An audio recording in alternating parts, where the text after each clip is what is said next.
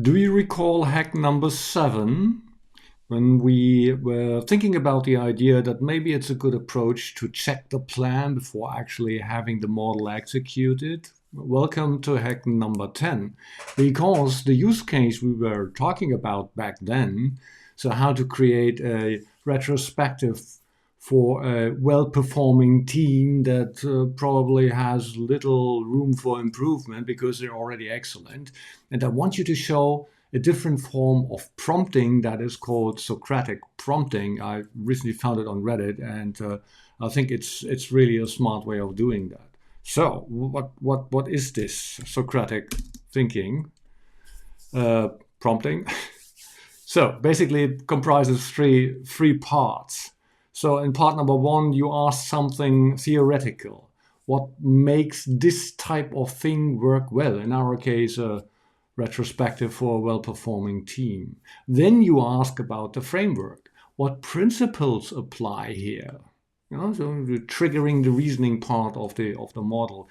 And then the third question is, finally, you ask to apply it. Now do it for my case.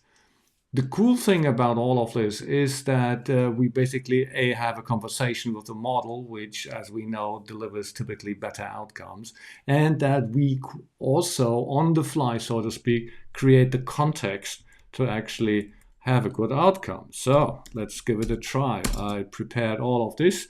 So what are unique challenges of facilitating a retrospective for a team that is already performing at an exceptional level? Okay, let's see what comes up here. So that's question 1.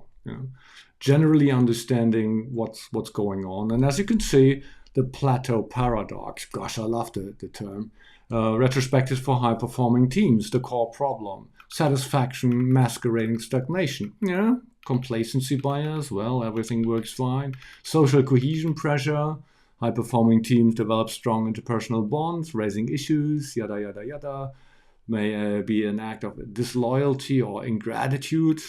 Gosh, I like this. Diminishing returns on process optimization. As always, the law of diminishing returns needs to be considered.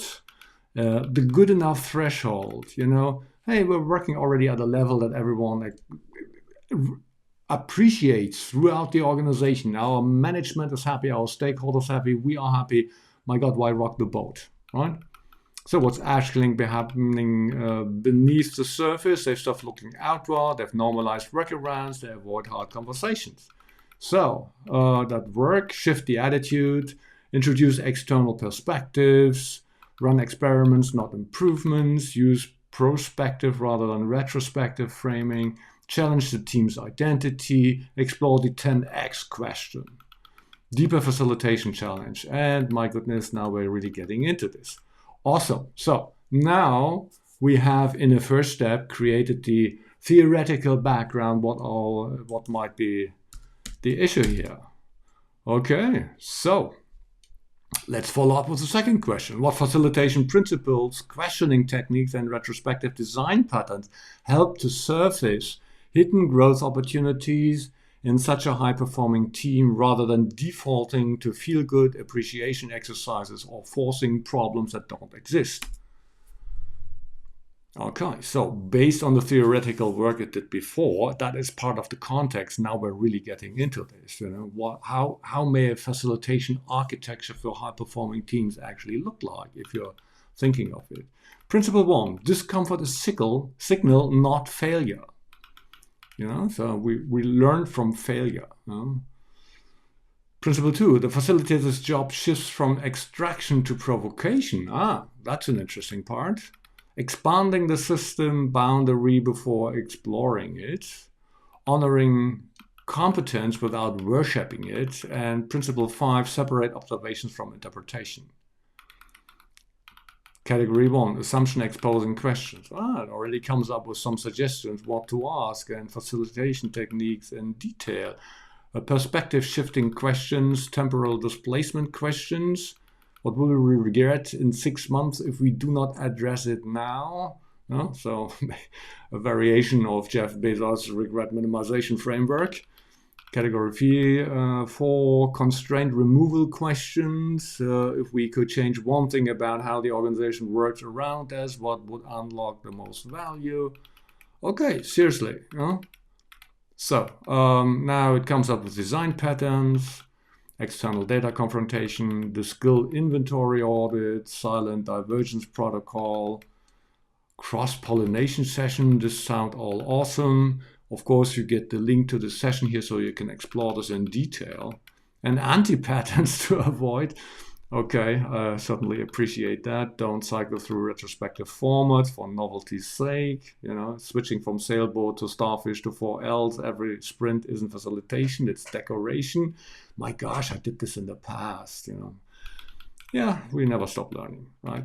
Don't use appreciation around as fillers, don't outsource accountability, yada, yada, yada. The meta point. The most important shift for a Scrum Master facilitating at this level is understanding that the role has changed.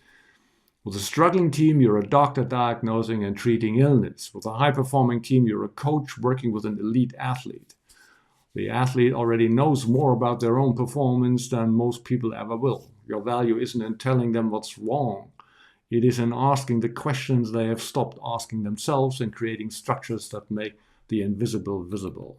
That requires a Scrum Master to be genuinely curious, well prepared with data and provocations, and comfortable with the possibility that most productive retrospective might look nothing like a traditional one. Here we go. Okay, so now that we understand the principles and frameworks, we can actually continue and said, okay, now use all of the above. Design a single 60-minute retrospective session for a team of 7. Include the structured timing, specific activities, and the exact facilitation question for each phase. The format should challenge the team to look beyond their current definition of excellent without manufacturing dissatisfaction.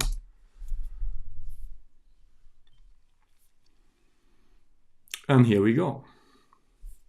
Design philosophy. This is 3 deliberate gear shifts. It opens by affirming the team's competence, creating safety, then introduces productive dissonance through data and silent divergence, creating tension, and closes with forward-looking experimentation, creating energy. The arc is designed so that the team never feels attacked or patronized, but also never settles into comfortable self-congratulations. And here you go. So, preparation, phase 1, grounding and reframing, and now you get a detailed design for a retrospective that really looks, I believe, at first glance decent. I would give it a try to run this with a high-performing team that is sort of plateauing and where they basically have retrospectives to tell them how good they are. 6 statements. Okay, the reveal, and it goes on and on. Phase 4, my goodness. Okay, a point of critique here. It is scheduled to a level that I believe is hard to accomplish. I mean, minute 38 to 43 is probably problematic, but seriously, this looks pretty good to me. Facilitation, we always also get a cheat sheet. This is really nice. Post-session, what you do next. Okay, the session structure works because it never asks what's wrong and never pretends nothing could be better. It asks what can't we see, which is a question that respects competence while refusing to accept that competence equals completeness. I would say, wow. And by the way, I've used Socratic prompting in several cases now, and I believe it is one of the really, really good methods to create a conversation that enables the model based on substantial and important context to apply what it's good at, reasoning, sifting through all its knowledge, and come back with ideas that are really helpful. So, okay, it's a bit longer hack here, but give it a try. You won't be disappointed.